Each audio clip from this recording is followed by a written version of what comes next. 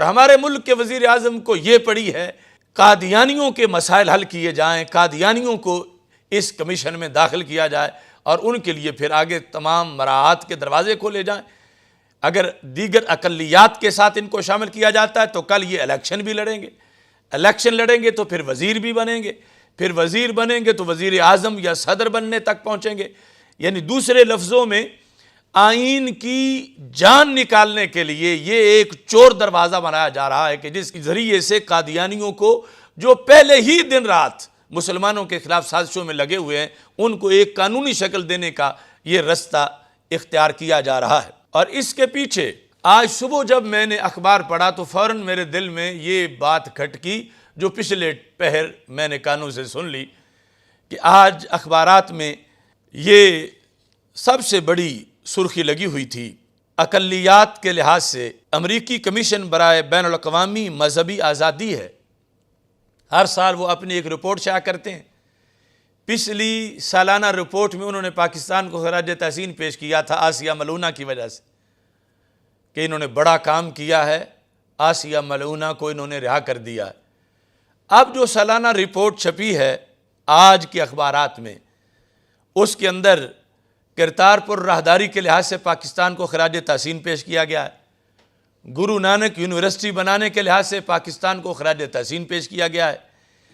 ہندو مندر دوبارہ کھولنے کی وجہ سے پاکستان کو خراج تحسین پیش کیا گیا ہے۔ یہ تین بڑی کامیابیاں اس ادارے نے حاصل کی ہیں پاکستان سے یہ کام کروا کے۔ تو یہ واضح ہوا کہ پاکستان جو خود اپنی معیشت کے لحاظ سے موت حیات کی جنگ لڑ رہا ہے، اس سے اتنے پیسے لگوا کر کس قوت نے یہ کرتارپور راہداری بنوائی، گرو نانک یونیورسٹی اور یہ مندر جو ہے ان کی تزئین و آرائش کے یہ سارے کام کس نے کروائے؟ یہ امریکہ کا ادارہ ہے مذہبی آزادی کا، اس نے پاکستان سے وہ کام کروائے جو پاکستان میں کبھی نہیں کیے گئے تھے پہلے، اور پاکستان کا آئین ان سے روک رہا تھا۔ تو پتہ چلا کہ غیروں نے ان کو استعمال کیا اور وہ اب ان کو تھپکی دے رہے ہیں کہ جو ہم نے تمہیں کہا تھا تم نے پورا کر دکھایا۔ دوسری دو چیزیں ان پر نظر ثانی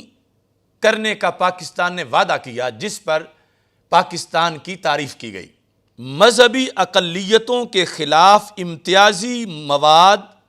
کے ساتھ ساتھ تعلیمی مواد پر نظر ثانی کے پاکستانی حکومتی اقدامات کی تعریف کی ہے کہ امریکی ادارے نے پاکستان نے اور دو کام کیے ہیں جو ابھی منظر عام پہ نہیں آئے، لیکن انہیں پتہ ہے وہ کیا ہیں، کہ اقلیات کے لحاظ سے جو مواد چھپتا ہے پاکستان میں اس پر نظر ثانی کر لی گئی ہے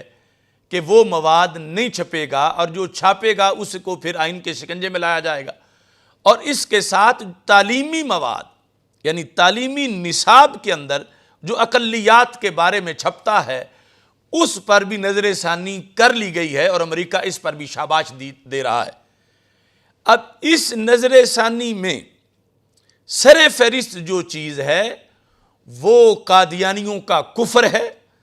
قادیانیوں کا عقیدہ ختم نبوت کے انکار کی وجہ سے جو ارتداد ہے وہ چیز شامل ہے۔ یعنی یہ انہیں باور کرایا گیا ہے کہ ہم پاکستان کے اندر کوئی ایسی کتاب نہیں چھپنے دیں گے، کوئی ایسا مضمون نہیں چھپنے دیں گے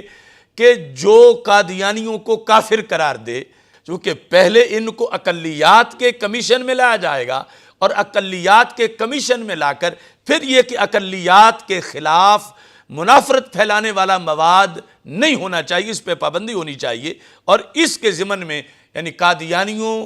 کے خلاف جو آئین کی دفعات ہیں ان کو معطل کر دیا جائے گا۔ اس وجہ سے جو